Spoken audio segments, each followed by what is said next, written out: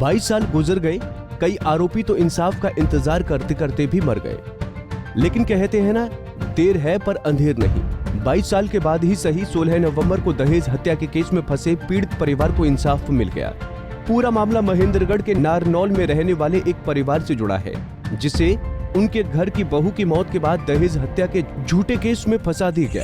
इसके लिए कई झूठी गवाही दिलवाई गई, घर के मुखिया को जेल भी जाना पड़ा और फिर तबीयत बिगड़ने से उनकी जान तक चली गई। लेकिन अब उनकी बेटी का संघर्ष काम आया और गवाहों के स्टिंग के जरिए झूठे केस में सच्चाई की जीत हुई।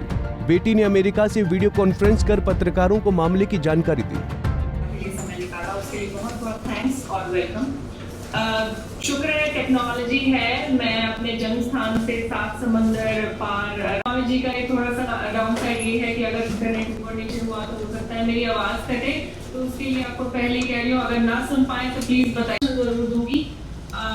मेरे पिताजी पर नारनौल से मेरा क्या रिश्ता है ये बताना चाहूँगी।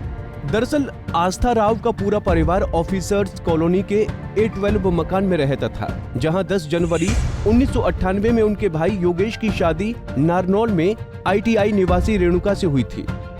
उनके भाई ने MBA करने के बाद जयपुर में सरकारी नौकरी करनी शुरू कर दी, जहां दोनों किराए के मकान में रहते थे। इसी दौरान 16 जून 1999 में रेणुका ने फांसी लगाकर खुदकुशी कर ली, जिसे ससुराल वालों ने दहेज हत्या का रूप दिया और केस दर्ज करा दिया। पीड़ित परिवार का कहना है कि उनकी बहू पहले से ही डिप्रेशन की शिकार थी और उसका इलाज भी चल रहा था। ऐसे में खुदकुशी को दहेज हत्या में बदलकर केस चलाया गया, जिसमें अब जाकर जीत मिली है। 16 नवंबर को जयपुर की अदालत ने पीड़ित परिवार को निर्दोष करार दिया है। जोगिंदर कुमार का बचपन का साथी और दोस्त हूँ। हम बूजम फ्रेंड आपस में हैं।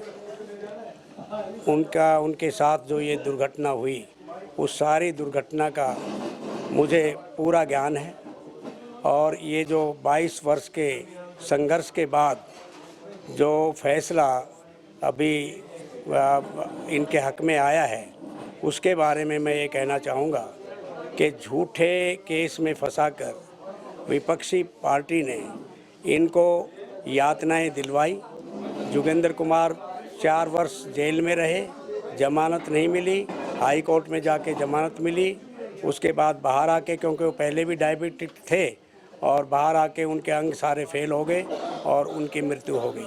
एक ऐसा पढ़ा लिखा एक सुशील परिवार, जिसमें हम इस बात को सोच भी नहीं सकते थे कि उनके विरुद्ध इस प्रकार का षड्यंत्र रच के उनको कोर्ट में फंसाया जाएगा।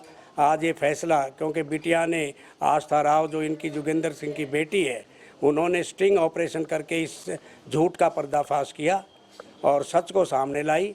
और माननीय जस्टिस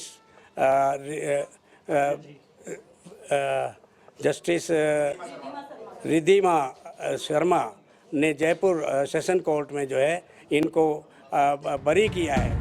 कोर्ट में ये साबित हो गया कि विवाहिता ने खुदकुशी की थी और वो डिप्रेशन का शिकार थी। बहरहाल 22 साल बाद भी सही बेटी का संघर्ष रंग लाया और उनका परिवार बरी हो गया।